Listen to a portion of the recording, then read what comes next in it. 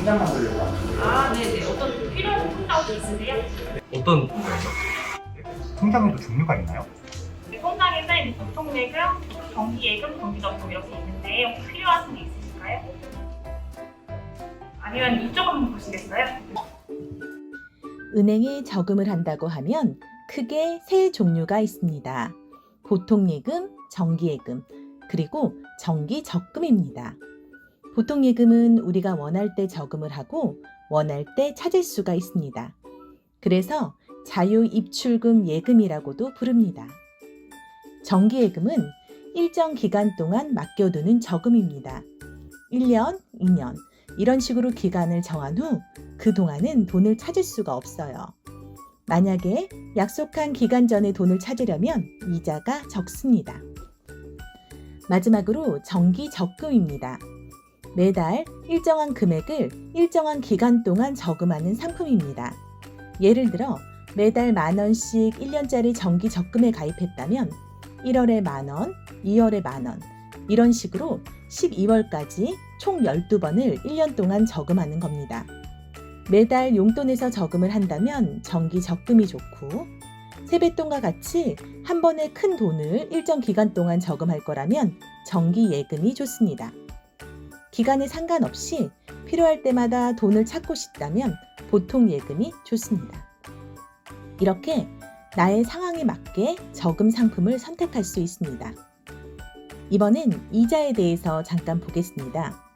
저금한 돈에 대한 이자의 비율을 이자율이라고 하는데요. 이 이자율은 퍼센트로 나타냅니다. 특히 1년 단위로 주는 이자를 연이율이라고 하며 은행의 이자는 대부분 연이율입니다. 만약에 이자가 12%다라고 하면 저금한 돈에 0.12를 곱해서 이 금액을 이자로 준다는 겁니다. 100원을 은행에 1년간 저금한다면 이자는 100원의 12%인 12원이 되겠지요. 그럼 지금부터는 정기예금과 정기적금의 이자를 비교해 보겠습니다. 이자는 연이율 12%로 계산해 볼게요. 매달 사과 100개씩 1년간 저금하는 정기적금에 가입했습니다. 1월에 저금한 사과 100개는 1년 뒤인 12월 말에 12%의 이자인 사과 12개를 받을 수가 있습니다. 2월에 저금한 사과 100개는 12월 말까지 11개월밖에 안 됩니다. 따라서 사과 12개가 아니라 사과 11개만 이자로 받을 수가 있죠. 같은 방법으로 보면 3월에 저금한 사과의 이자는 10개, 4월에 저금한 사과의 이자는 9개, 이런 식으로 12월까지 다 더하면 78개가 됩니다. 방금 사과 100개씩 12달을 저금했으니까 총 1200개의 사과를 저금했었습니다.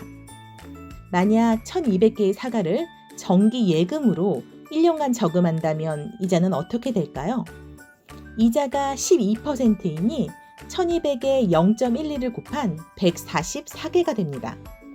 그러므로 똑같은 사과를 똑같은 이율로 저금을 한다면 정기적금은 사과 78개, 정기예금은 사과 144개가 되니까 정기예금이 정기적금보다 이자가 더 높습니다. 같은 이자율이라면 정기예금 상품이 더 이득입니다. 이렇게 잠깐 계산을 해보면 좀 더 현명한 저금 상품을 선택할 수 있습니다. 물론 가장 중요한 것은 나의 상황에 맞는 저금 상품을 찾는 거죠. 그럼 경제학과 교수님의 말씀 들어볼까요? 네, 안녕하세요. 초중고 학생들이 예금 접근의 개념뿐만 아니라 다양한 금융 상품 그리고 금융에 대해서 어떤 선택이 있냐를 알아야 되는 게 현재 사회에서는 정말 필수인 것 같습니다. 일일 대출 그런 서비스도 많아지고 여러 가지 저축할 수 있는 방법도 많아지고 대출을 할 수 있는 방법이 많아졌기 때문에 이러한 것에 대한 정확한 지식이 없으면 나중에 이제 초중고 학생들이 이제 나중에 사회생활을 받으면 잘못된 선택을 할 수 있는 그런 가능성이 높아진다는 것입니다. 수학을 못하는 학생들도 경제의 기본을 이해하는 게 전혀 문제가 없다고 생각합니다. 우리가 잘못 알고 있는 상식이 뭐냐면 수학을 못하면 경제학을 할 수 없다. 이것은 굉장히 잘못된 상식입니다. 처음에 경제학이 시작한 것도 수학으로 시작한 게 아니라 수학 없이 시작했는데 나중에 뭐냐면 이 경제학을 더 잘 알기 위해서 수학이 첨부가 된 것이지 경제학적 원리는 수학하고는 관계없이 시작한 것입니다. 수학으로 인해서 이해할 수 있는 경제학적 분야도 있겠지만 우리 대부분의 경제학적 문제는 무엇이냐 수학과 관계없는 우리 실생 안에 직접적으로 적용이 되는 문제들이고 이걸 이해함으로써 우리 스스로의 가치 결정을 슬기롭게 하고 또한 사회 현상을 이해하는데 굉장히 큰 도움이 될 수 있을 거라 생각합니다. 예금 적금뿐만 아니라 여러 가지 것을 이제 체계적으로 이제 공부하는 것이 초등부터 필요하고 또 이렇게 체계적으로 공부했을 때 자기 자신에 맞춰서 어떻게 체계적으로 그런 금융 계획을 세우는 것을 스스로가 공부를 할 수 있는 것이고 또 이렇게 됨으로써 결국은 뭐냐면 나이가 들어서는 위험한 투자에 빠지지 않고 그 안정적인 투자를 할 수 있는 그 방법을 익힐 수 있는 그런 방법을 스스로가 찾아갈 수 있는 것이라 생각합니다. 난 정기예금 통장 만들어야겠네. 난 매달 용돈을 모을 거니까 정기적금이네. 저희 통장 만들어주세요.